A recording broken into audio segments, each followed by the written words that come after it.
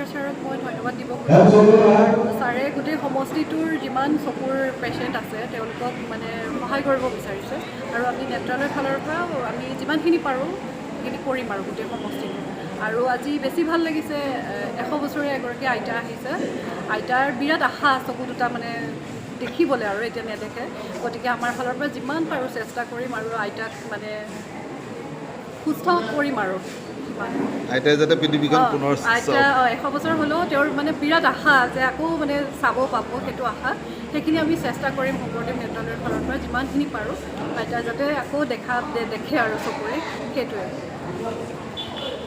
তৃতীয় কেম্প হ'ব ইয়াত যে কন্যকা বহুমুখী কৃষি পাম আজি ছ'চিয়েল ট্ৰাষ্টৰ উদ্যোগত আৰু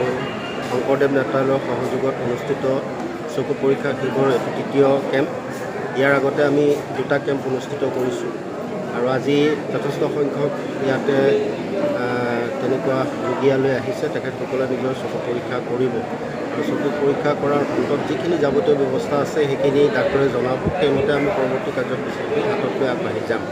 এতিয়া আমি আশা কৰিছোঁ যে চকুৰ সমস্যাত আমাৰ গ্ৰামাঞ্চলত বহুতো এনেকুৱা ব্যক্তি আছে যিসকলে আৰ্থিক অনাটনৰ বাবে উপযুক্ত চিকিৎসা গ্ৰহণৰ পৰা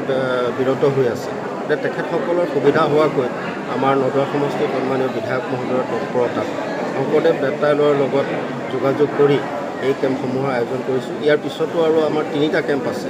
এপ্ৰিল মাহত এটা কেম্প হ'ব তাৰপিছতো আৰু 2টা কেম্প বাকী থাকিব গতিকে এই কেম্পৰ জৰিয়তে আমি আচলতে গ্ৰামাঞ্চলৰ এই দুখীয়া দৰিদ্ৰ জনসাধাৰণৰ উপকাৰ হোৱাকৈ বিধায়ক মহোদয়ে চিন্তা চৰ্চা কৰিছে আমি আশাবাদী যে এই কেম্পৰ জৰিয়তে আমাৰ দুখীয়া দৰিদ্ৰ জনসাধাৰণ উপকৃত হ'ব